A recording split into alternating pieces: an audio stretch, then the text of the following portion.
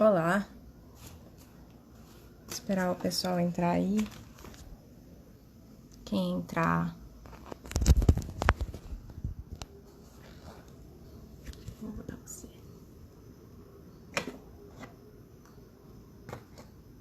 Olá, vem num bom local pra colocar o telefone. Tá dando pra ver, tá dando pra ouvir. Bem, se eu parar de balançar o telefone talvez ajude, né? Falem aí, galera, se dá pra ver, se dá pra ouvir, se tá bom, se tá ruim. O que a gente pode fazer pra melhorar aqui.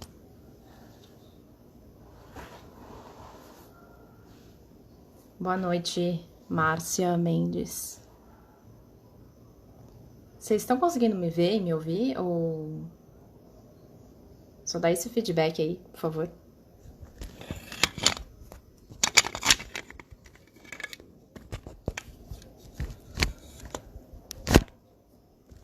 Gente, alguém me vê? Alguém fala se dá pra ver e ouvir? Tá bom, valeu, Cláudia.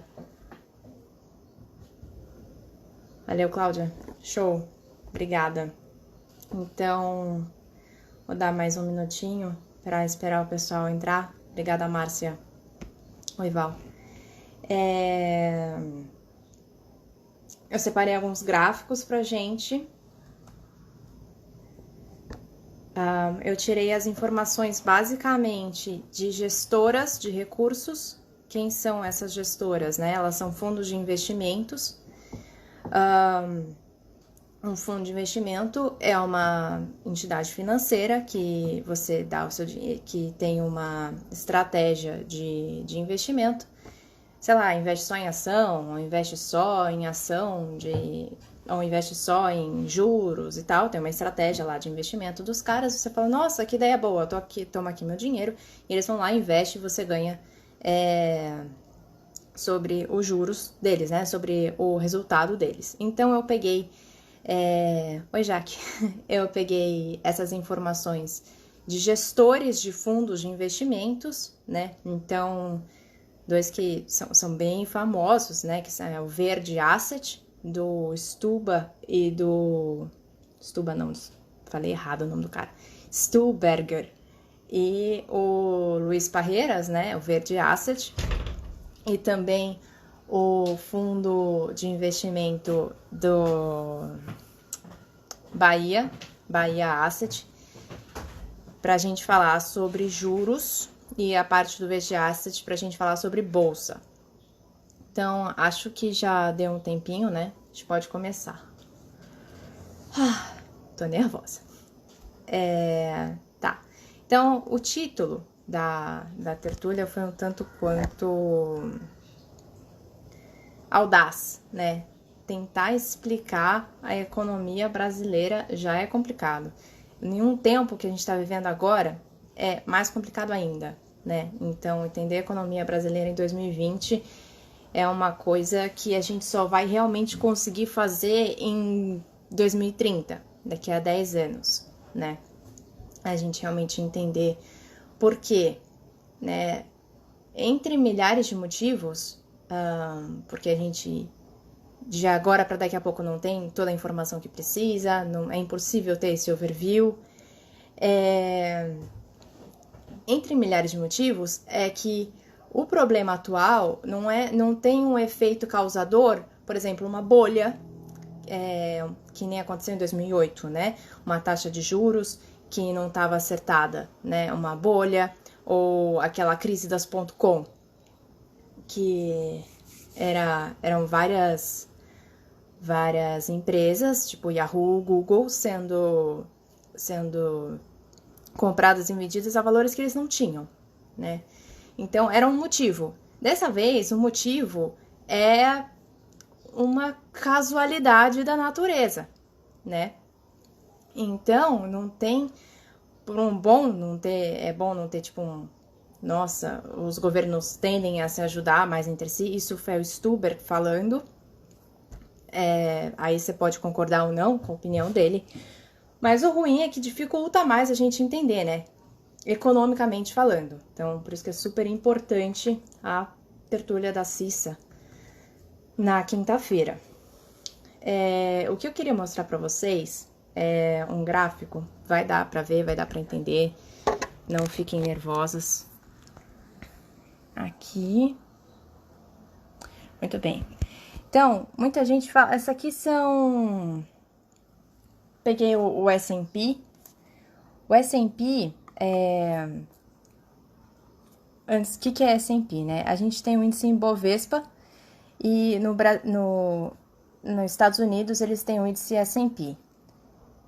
Um índice na bolsa é uma cesta de ativos. Então, Cacau, você que deu palminhas aqui, é o seguinte, você vai no mercado fazer compras, né? Então, você sabe que aí na sua casa o pessoal compra, sei lá, come banana, come arroz, mas come a quantidade de carne e você vai comprando para dar ao mês a quantidade de demanda que tem ali. Então, provavelmente vai ter mais arroz do que fruta, né?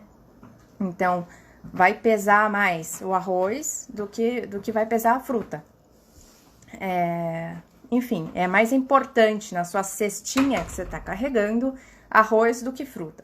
Então, num índice também é uma cesta, só que é uma cesta de empresas. Então, no índice brasileiro, que é o Ibovespa, a Petrobras é mais importante do que a Taesa. A Taesa é uma empresa que eu acho que vocês nunca ouviram falar, que é uma empresa de transmissão de energia elétrica. Mas para o Brasil, a Petrobras é muito mais importante do que a Taesa. Ela tem um peso muito mais importante do que a Taesa. E do que, sei lá, a Klabin, que é outra empresa que está no índice Ibovespa. Então, o índice, ele é uma cestinha que carrega várias bolsas com o peso a importância de cada uma. Então, as mais importantes no Brasil são Vale, Petrobras, de cabeça, Vale e Petrobras. Essas estão, assim, encabeçando, assim, empresas de commodity.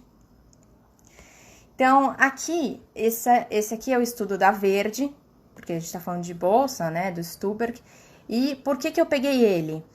Para falar sobre recuperação em V e recuperação em W, porque me perguntaram, Ju, mas olha só como que tá caindo a bolsa e já tá voltando, como é que vai ser e tal. Primeiro, como é que vai ser, eu não faço a menor ideia, mas olha só que interessante, essa curva aqui, ó, tá dando pra ver? Tá, é a curva da crise de 2008, aqui é performance base 100, o quanto que ela caiu. Em poucas palavras, para todo mundo entender, é o quanto ela caiu percentualmente, tá? E aqui é tempo, semana entre níveis de máximos e mínimos. Quando a cobrinha para, significa que ela deu o low dela, que ela foi até o mínimo, que ela foi até o vale. Então, olha só que interessante. Tempo até atingir o vale, 2007, 2008. Requereu tempo. Aqui, crise das .com, 2000, requereu tempo. Aqui, 1987, aqui a de 2020, que é a crise do Covid. Olha a velocidade com que a bolsa despenca em Nova York. Aqui também é a mesma coisa, eu peguei os números para vocês. A velocidade com que ela despenca, as outras elas despencam num nível muito mais elegante. Isso aqui é violento. Esse despencamento aqui é violento. Mas depois... Vou botar aqui. Tô nervosa, tá, gente? Então, se a câmera tremer, é porque eu tô tremendo. Cai.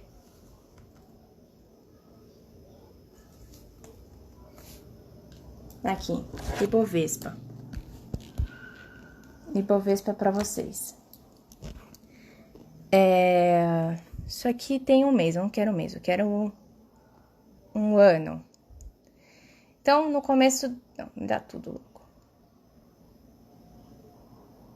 Me dá tudo. Então,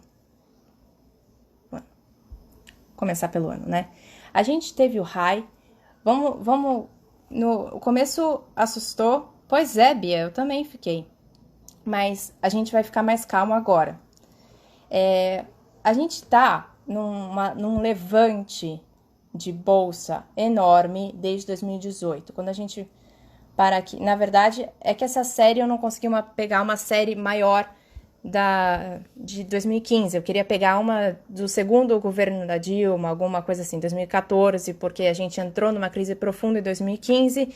Depois, com o governo Temer, a gente começou a respirar. Então, esse gráfico aqui só mostra o começo do nosso respiro. E aqui vai se acentuando depois, na metade de 2018, aqui ó, junho, já se acentua a nossa subida de bolsa. É o que a gente chama de bull market. Por que bull market? Porque é o mercado do touro. O touro, ele avança de baixo para cima. Então, é o mercado do touro, ele avança de baixo para cima. É um mercado de crescimento. Muito bem, no começo do ano, janeiro, coronavírus era problema de chinês, né? A gente não tinha esse problema. Então, a gente vem aqui, né? Com máximas históricas. Eu peguei a máxima histórica do índice Ibovespa, assim, desde que ele existe, aconteceu dia 23 de janeiro. Deixa eu pegar aqui, 23 de janeiro. 119 mil pontos. Essa é a máxima histórica do índice Ibovespa. E olha como despencou isso aqui. Essa despencada aqui é o que eu mostrei no último gráfico. Em 2 meses, eu achei engraçado, porque foi exatamente no dia 23 de março, 2 meses, essa despencada aqui foi para 63. Eu fiz a conta da 46% de queda. Esse 46% é a violência da crise, né? Essa queda tão brusca. Mas repara só numa coisa. Olha como voltou rápido. Aí você fala, Ju, mas não tá nem na metade. Verdade. Mas se eu pego um negócio mais ampliado, bem, eu acho que o nosso padrinho não vai se importar se eu fizer isso. Aqui é onde a gente tá agora, né? Se eu pego um negócio mais ampliado, eu tô a níveis de que eu tava em setembro. Se eu pego aqui o negócio mais ampliado, eu tô no nível que eu tava em setembro do ano passado. Então, isso é uma recuperação em V, porque ela cai e volta. Ela cai muito assiduamente, mas tá voltando. Eu tô no mesmo nível, eu tô na base de 100 mil pontos. Lembrando que 100 mil pontos era uma pontuação de bolsa histórica, tipo, nossa, nunca vai chegar a 100 mil pontos. Eu lembro que quando eu trabalhava com bolsa, no dia que chegou a 100 mil pontos, foi, uau, vamos comprar bolo para comemorar os 100 mil pontos da bolsa. Foi um negócio. Então, isso é uma recuperação em V, que a gente tá vendo que tá no nível de setembro do ano passado. Então, como a coisa tá... Ó, hoje fechou 93 mil pontos. Agora, só pra... É aquele bate e assopra, né? Voltando aqui pra mim. Tem mais gráfico, gente, mas a gente não vai ficar só na análise grafista. Por que tá subindo tanto, né? Aí você fala... Tá, então, eu vou falar agora, Bia. Isso, boa, galera, vai mandando pergunta pra ficar mais legal, né? Pra ficar mais legal, pra eu não falar bobagem. Se eu falar bobagem, vocês corrigem aí também e vamos que vamos. Por que isso tá acontecendo? Porque os governos estão tomando providências. Então, a gente viu o S&P também estourando. Por quê?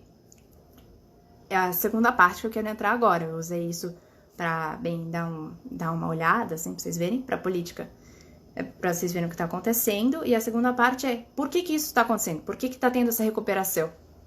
Duas coisas, política monetária e política fiscal. Eu confesso que no começo da faculdade eu não fazia a menor ideia. Calma aí que agora a gente fica se vendo, fica olhando o cabelo, né? Não fazia a menor ideia qual era a diferença da política monetária para a política fiscal. Monetária, você pensa em moeda, entendeu? Moeda raiz, moeda. Então, você pensa em juros. Então, política monetária, você vai lembrar juros. Quando você pensa em juros, você vai lembrar principalmente de taxa de inflação. Então, começou a reunião do Copom, mas eu vou até buscar aqui. Começou a reunião do Copom. Para quem não sabe, o Copom...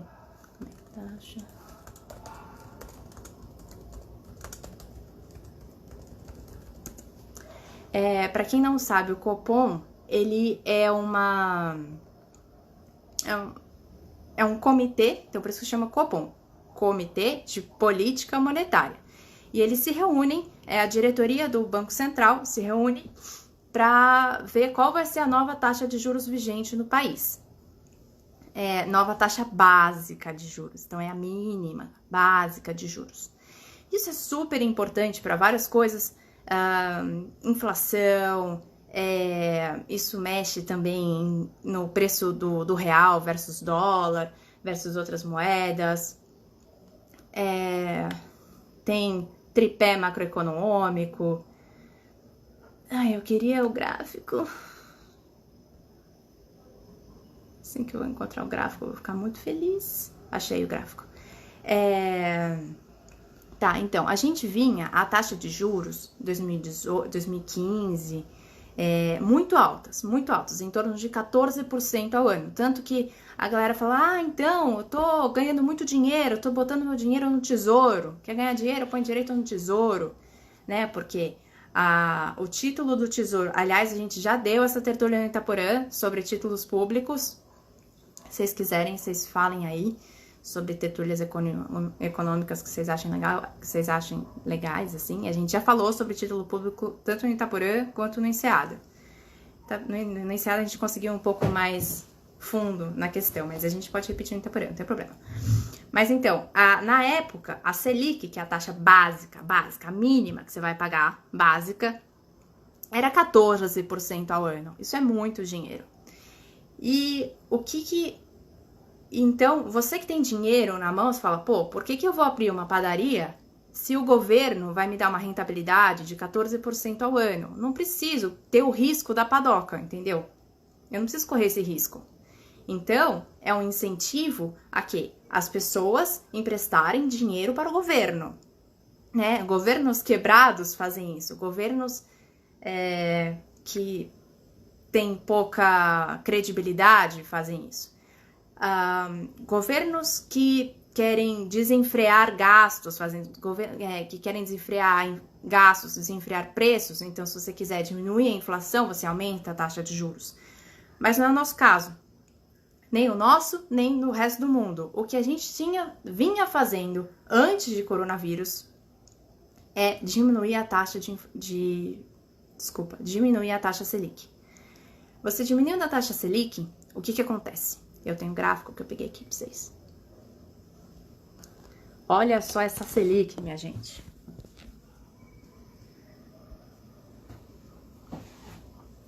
Olha essa Selic. Tava 14% aqui em 2015.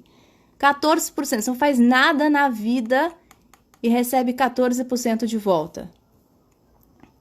A última aqui, deixa eu ver. Janeiro de 2020 tá desatualizado, né? Mas vai estar 3%. Hoje é 3%, ou 2,90 e poucos. Mas o que tá todo mundo especulando é que depois que vai entrar com um corte grande, e a gente tá especulando uma taxa Selic é 2%. Então, repare bem, que a gente saiu de 14% em 2015 para 2% em 2020. São 12% de diferença, é gritante. Isso sobra dinheiro para o governo pagar outras coisas que não os juros da dívida. Lembra? Não sei, quem é mais velho vai lembrar do problema dos juros da dívida e tal. Isso sobra dinheiro para o governo fazer outras coisas e tal. Então, isso também ajuda a entender a economia brasileira, né? A importância de ter uma taxa de juros baixa é que você tem dinheiro para outras políticas, que não seja pagamento dos juros da dívida. E também você incentiva o cara que tá com a grana, falar, nossa, abro uma padaria ou dou dinheiro pro governo? O governo não tá me pagando nada, né? Melhor eu abrir uma padaria. Então, isso é um incentivo ao consumo, é um incentivo à economia real. Tô desincentivando a poupança. Não quero que as pessoas poupem dinheiro. Porque se todo mundo poupar dinheiro, ninguém gasta e a economia acaba. É preciso que haja essa troca, né? A gente tá sentindo isso muito com essa crise. Por que que tá tudo acabando? Porque ninguém tá saindo de casa, não tem troca. As pessoas não trocam produtos e serviços e pronto. Blá. Rui a economia. Então, muito bem, uma taxa de juros assim, baixa, 2%, é para desincentivar a poupança e incentivar o consumo. Isso, repito, vai ser mais acentuado agora com o coronavírus, mas já era a tendência de antes, tá? O Japão já tá fazendo taxa de juros negativa, para realmente incentivar consumo, porque o mundo como um todo, quando eu fui aí no Itaporã falar sobre taxa de juros e falar sobre título público, comecei falando sobre um começo de desaceleração da economia, né? Tinha gente falando já que os Estados Unidos ia entrar numa recessão, mas daí os mais pessimistas, né? Por conta do ciclo normal da economia. Já tinha dado high, né? Do pleno emprego americano e tal, e a gente estava esperando baixar um pouco a economia americana. A gente estava esperando cair. Tava todo mundo esperando uma economia menos acelerada, não é? Uma desaceleração da economia. Então, os governos já estavam baixando taxa de juros para equilibrar a economia. Então, o governo da Alemanha baixou muito, porque a Europa começou a vir com os índices muito ruins. E aconteceu o coronavírus. Então, o pessoal já estava preparado, assim, para... Já falo da taxa de juros negativa, é uma excelente pergunta, Bel. O governo já estava preparado para uma desaceleração, porque todo mundo já estava esperando, e veio a pancada que veio o coronavírus. Agora, peraí, eu falei eu tô falando da taxa de juros negativos, depois eu falo do outro problema, tá? Do juros negativo, o problema, Tinker, é que... Não, você vai saber, porque a taxa mínima de juros é incrível. É o texto do Bahia Asset que tava me falando sobre isso, que eu dei uma estudada. Eu já tinha estudado antes sobre isso. Basicamente, você é punido por poupar dinheiro. E daí as pessoas não poupam. Isso acontece no Japão. Tá acontecendo na Suíça também, mas isso daí eu tô falando de memória. Mas no Japão, com certeza. É poupe para ganhar menos no futuro. Terrível. Mas já tava acontecendo. Então, esse tipo de coisa, Bia, que tinha me perguntado, né? Por que volta? Volta por causa disso. O Fed, hoje de manhã, anunciou falou para as empresas, Fed é o Banco Central dos Estados Unidos. Falou para as empresas, não é punição não, Bel, é a taxa de juros vigente. É a taxa de juros vigente, não é punição. Mas, calma aí, voltando. O Fed falou hoje, porque, respondendo a Bia ainda, né, por que voltou tão rápido? O Fed falou hoje que falou para as empresas assim, olha, todas as empresas dos Estados Unidos, as suas dívidas, tô pagando.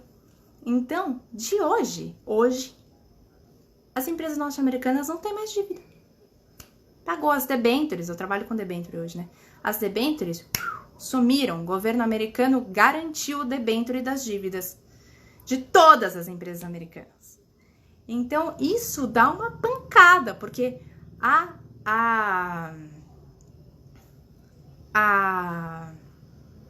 calma aí. Isso dá uma pancada, porque a empresa que tinha que pagar a dívida no caixa, não tem mais. Não tem mais que pagar a dívida no caixa dela. Ela simplesmente pode investir, pode contratar mais gente. Essa é a ideia, fazer a economia girar. Então, do lado monetário é isso, uma baixa taxa de juros. Sim, desculpa, então me expressei mal. É como se a pessoa fosse punida por poupar, mas eu me expressei mal. Mas, de certa forma, né? O governo não quer que as pessoas poupem. Mas não é uma punição, é só uma taxa de juros negativa mesmo. Muito bem. Então, desse lado monetário, taxa de juros. Agora, aí tem o lado fiscal. Então, essa aí é a política monetária. Então, lembra de moeda. política fiscal lembra de um fiscal de gastos, assim, alguém olhando se você tá gastando ou não. Então, uma coisa interessante é que mudou hoje o Mansueto Almeida, né? Ele era secretário do Tesouro Nacional, mudou para um cara chamado Bruno Funchal. Eu não conheço nada do Bruno Funchal. O Mansueto Almeida, quando eu trabalhava com isso, ele era um nome super bem falado. O Bruno Funchal deve ser também indicado pelo Guedes, né? Então a gente acredita que seja um bom nome. Enfim, então, o que esse cara faz, né? Esse cara, ele fiscaliza os gastos. Então, política fiscal. Geralmente é fiscalização de gastos. Então, quando a gente estava tentando, ano passado, falando de reforma da Previdência, reforma tributária, não sei o quê, para fazer com que o governo tenha menos gastos, para diminuir o déficit, porque a gente gasta mais do que a gente consegue arrecadar. O que aconteceu com essa política nível mundo? Nível mundo, política fiscal chutou o balde. É isso que aconteceu. Chutou o balde completamente. Gasta o que você tiver que gastar para a economia rodar. Fato. A Bel, Tinker, tô respondendo uma pergunta que você me fez há um mês atrás. Porque teve rumores, não sei se o governo realmente fez isso, mas sobre imprimir dinheiro, né? Cara, eu hoje não vejo problema nenhum em imprimir dinheiro. Eu, Juliana, tá? Tô falando por mim. Qual o problema de imprimir dinheiro, né? E também esse quantitative easing, que é o próprio governo central vender títulos do tesouro. É um jeito de ter mais fluidez no mercado de títulos. É um jeito de você... Eu não sei como explicar isso de maneira simples, mas é um jeito de ganhar dinheiro, tá? De financiar o Estado. Emitindo nota, emitindo moeda. Isso é ruim se uma inflação tá cavalar, como geralmente acontece aqui nesse país. Com uma inflação cavalar, nossa, não dá para você emitir dinheiro, porque o seu dinheiro já não valia nada. Aí você começa a botar um montão, aí que vai valer menos ainda. Agora, se você tem uma inflação, que é o nosso IPCA, a 2%, gente, é melhor emitir do que ter dívida. Mas isso é a minha opinião, entendeu? Eu, como economista, prefiro emitir dinheiro do que ficar arcando com dívida depois. Porque a vantagem de você emitir dinheiro é que você não precisa pagar nada por isso depois, né? Mas isso é opinião minha, tá? Eu não vi ninguém de nome falando isso. Mas, enfim. Esse é o tipo, um estímulo fiscal. Tem gente... imprimir dinheiro não seria fiscal, seria monetário. Mas fiscal. A galera tá pagando tudo. É tipo... nos Estados Unidos, eles fizeram um lema que é assim... Unlimited budget, unlimited people. Então, orçamento infinito para pessoas infinitas. Entendeu? Se você quer empréstimo, dá empréstimo, constrói coisa... Sei lá, gasta. Então, é um plano bastante... Esqueci o nome. Esqueci o nome do economista que pensou nisso. Mas daqui a pouco ele vem. Deu branco, foi mal. Então, isso é um tipo de plano que incentiva o consumo mesmo. Não dá para ter arroxo fiscal nesse momento, porque um arroxo fiscal você vai enforcar todo mundo. Os governos do mundo inteiro estão agindo para que haja essa recuperação em V, né? Então, e tem acontecido, tem dado certo. Agora, Bia, não sei se tá aí ainda, quando eu falava em recuperação em V, tinha também o problema da recuperação em W. Outras coisas que eu ouvindo o pessoal falar, né, é um problema da segunda onda de coronavírus. Abertura Taylor? Não é Taylor. Tá aí, que bom, Bia. Recuperação em W. Então, a gente se recuperou bem dessa, né? Então, teve aquela primeira queda, a gente tá se recuperando bem, conforme eu mostrei. A gente tá no mesmo nível em bolsa né, no índice de uma cesta de bolsas, desculpa, de uma cesta de empresas, né, que é o Ibovespa, a gente tá no mesmo nível de setembro. Então, assim, não tá tão ruim, nível financeiro, tá? E lembrando que o nível financeiro é sempre uma especulação, ou deveria ser sempre uma especulação no nível real. É interessante, quando eu tava lendo umas coisas ontem para fazer essa tertúlia, eu vi que o índice de serviços foi aonde mais perdeu emprego, foi tipo 43%. Aí você olha, dá mais ou menos 43% do que caiu na bolsa, sabe? Número mágico, não sei, mas acompanha muito. E você vê que no Brasil, a maior parte das pessoas são empregadas em serviços, né? É assim nos emergentes como um todo, né? Mas em serviços, você tem a hipertrofia do terceiro setor, é o mais forte. Mas voltando aqui, recuperação em W. Na China, ontem, você tá vendo? Por isso que é tão difícil falar sobre tendência econômica agora, porque é tudo muito recente. Então, na China ontem tiveram que fechar um montão de coisa em Pequim, porque num shopping, se eu não me engano, um cara... Mentira. O cara pegou coronavírus e tal de novo, e ele foi no shopping, fecharam tudo. Então, estão refazendo uma coisa parecida com o lockdown em Pequim. Então, o pessoal tá esperando agora uma segunda leva de corona, com essas reaberturas. Como é que evita essa segunda leva de corona, segundo os economistas, tá? Quem vai falar melhor sobre isso é a Cissa. Fazendo teste pra caramba em todo mundo, e fazer o tracking da pessoa, com quem ela falou, aonde que ela entrou e tal, pra ver se consegue abrir essa economia ou não. A vantagem é que, bem, a gente consegue fazer no Brasil? Não sei. Até agora, não, né?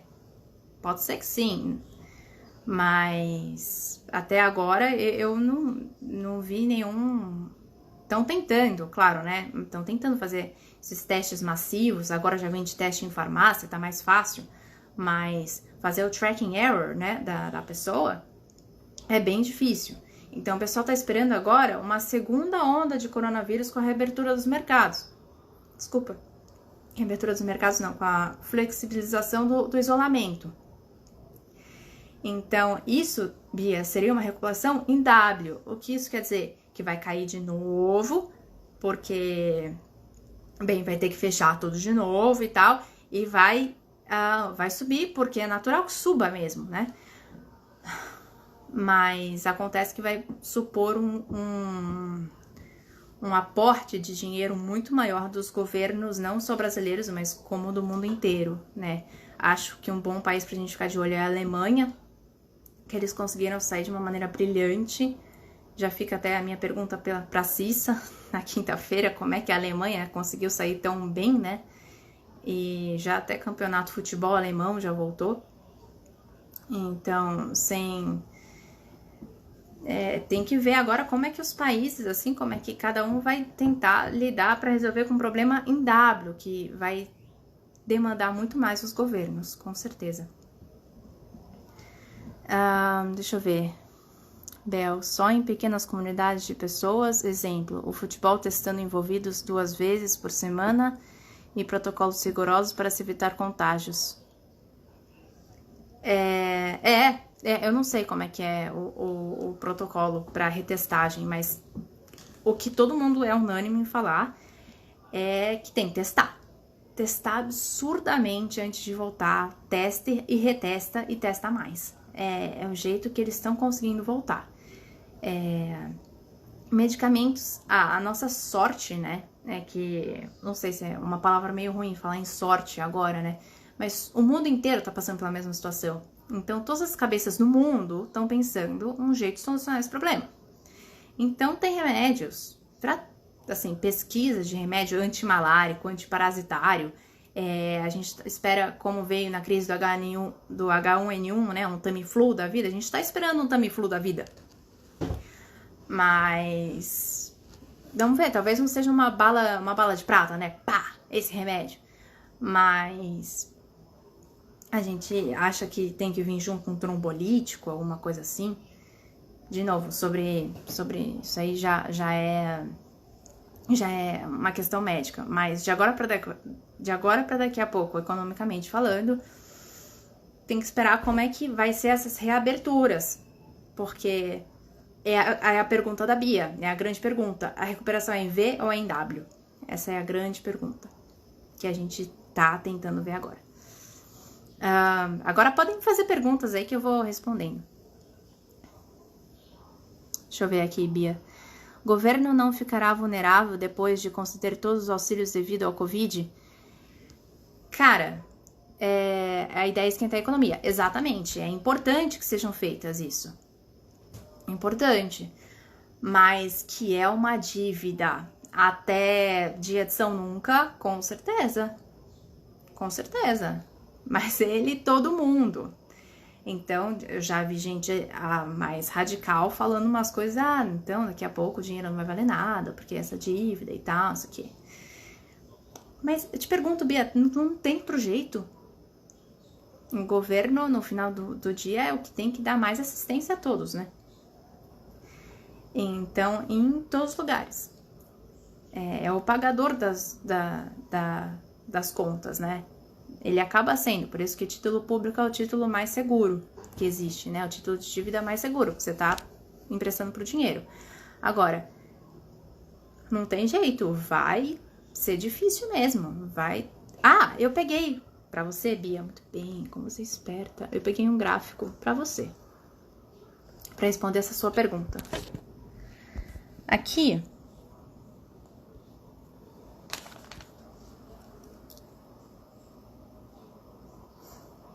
Calma aí. Muito bem. Então, isso aqui tá vendo? Isso aqui eu tirei da palestra que a Verde fez para XP. Então, isso aqui é dívida pública, tá? Déficit, vai ser déficit primário, porque aqui, ó, menos, tá vendo? Antes da crise, essa aqui a gente tá em 2020, né? A gente tinha um déficit primário de -1, mais ou menos. O azulzinho seria antes da crise. O vermelho é com o teto de gastos, nas contas dos caras, como é que vai ser?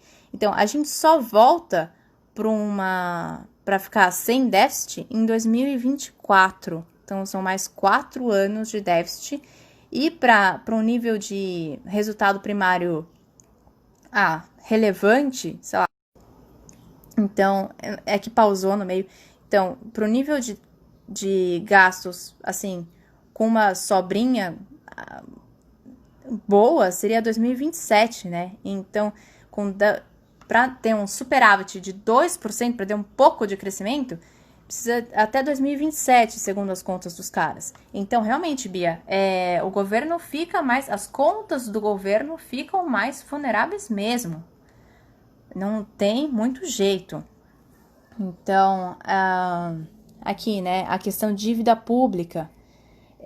A ideia era baixar a dívida pública por conta taxa de juros menor, então tinha menos dívida para pagar.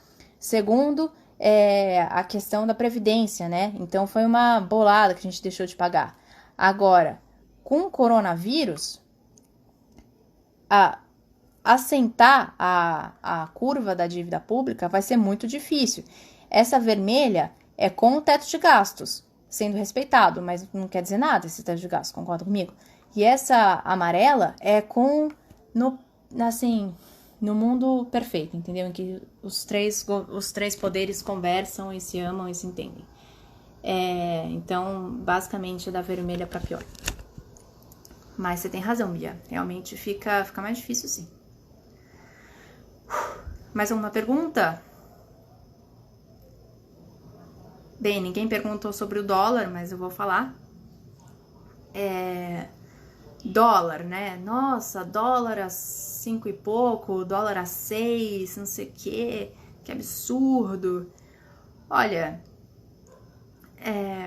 foi muito bom o Brasil conseguir desvalorizar a sua moeda.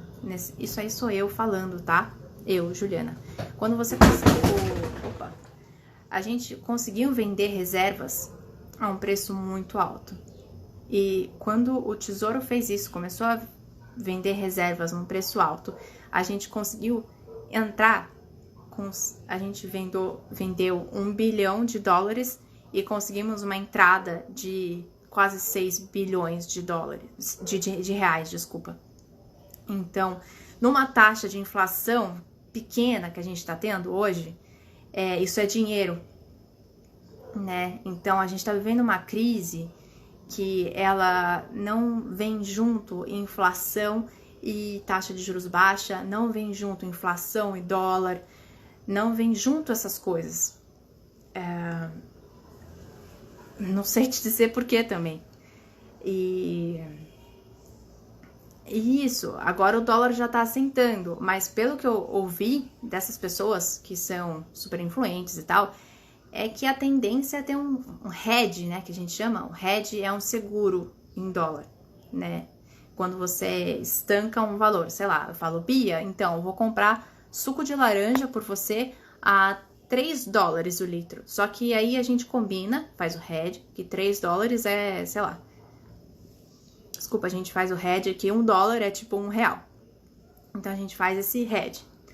Então, o que, segundo essas pessoas que eu ouvi, né, que são os gestores da Verde, falaram que o Banco Central tem essa política de que achar que o hedge seja caro, que as pessoas deixem o câmbio flutuar o máximo possível e tal. E, bem ou mal, o dólar já voltou a 5 e pouquinho, deixa eu ver quanto que o dólar fechou hoje. Mas a níveis que estávamos esperando, bem, a níveis menos dramáticos do que quase R$6, né? Então, vamos ver a cotação do dólar hoje. Cotação do dólar. 5,24, né? Então, bem, ninguém morreu e a gente conseguiu ganhar bastante dinheiro nesse trade que o Tesouro fez, ganhando bastante dinheiro ao vender reserva. Então, no final, não foi tão ruim assim. Se os equipamentos de informática encareceram, isso aí fica mais difícil de vender coisa. Mas para um país como nós, que somos, sei lá, emergentes agrícolas, cara, ter uma moeda desvalorizada quando você vende comida, mano, é super bom. Porque você ganha valor no espaço cambial, entendeu? Então, você ganha valor além quando você paga, quando você, tipo, alguém compra a sua comida, lógico, você compra a sua soja, e você tem ainda a gordura do câmbio. Então, se você não mudar o preço, sei lá, você vende a sua soja para a China a $1. Só que o dólar vale R$2. Aí você continua valendo, aí você acaba ganhando R$2 pela soja vendida, concorda? Só que daí teve mudança no dólar e a sua soja vendida, você começou a ganhar R$6 pela soja vendida. Você ganha 3 vezes mais pela mesma coisa. Você nem mudou o preço na sua ponta compradora. Então, é isso. Para quem é exportador, não é tão ruim, sabe? Não é tão ruim mesmo para quem é exportador. O problema é que você pode ter um rebote inflacionário. É um problema e não tá tendo por enquanto. Você fala, Juliana, por que não tá tendo por enquanto? Porque a economia não tá rodando, né? Tudo que a gente precisa, você falou, equipamento de informática, mas todo o resto que a gente precisa também, sei lá, equipamentos para produção, enfim, entra e vai entrar mais caro, isso vai se mostrar em preços depois, ou deveria se mostrar em preços depois e não tá acontecendo. Então, bem, é mais ou menos isso, né? A gente falou agora de política fiscal, política monetária, falei um pouco sobre dólar, mostrei o índice Bovespa, mais ou menos isso. Tá todo mundo com mais dúvida do que certeza. A taxa Selic vai fechar, quer dizer, vai diminuir, né? A gente espera um fechamento de, a gente chama de bases, né? 75 bases, o que quer dizer 0,75%. Então, a gente espera esse fechamento. até o final dessa semana já vai ter saído uma taxa Selic em torno de 2,15. E vamos ver o que vai acontecer. Espero que tenha, não sei, se vocês tiveram gostado do bate-papo. Dúvidas, ideias sobre tertúlias e temas econômicos, mandem aí para o Instagram, que a gente vai gostar muito de falar sobre isso mais tarde, tá bom? Beijo, tchau, tchau.